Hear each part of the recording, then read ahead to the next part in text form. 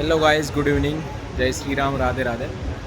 Guys, यदि आप बैतूल में चाट खाना चाहते हो तो आज हमने रिसेंटली एक चाट खाया हुआ है। तो ये चाट अड्डा करके एक है, शॉप का नाम है। यहाँ पे बहुत अच्छा चाट मिलता है, तो आप यहाँ पे विज़िट कर सकते हो। ये लिंक रोड पे पर्सनली मुझे बास्केट चाट बहुत पसंद है यहाँ की, तो आप ज़रूर खा के बताना कैसी लगती है। तो ये हमारी दीदी है, और ये दीदी नहीं हमको यहाँ पे लाया था।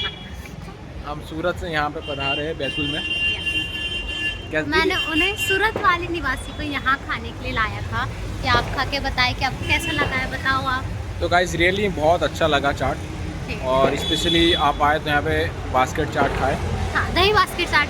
यस, तो ये आप पेड प्रमोशन नहीं है, बट पर्सनली हाँ, पर्सनल एक्सपीरियंस से बता रहे हैं हम लोग कि हमें अच्छा लगा।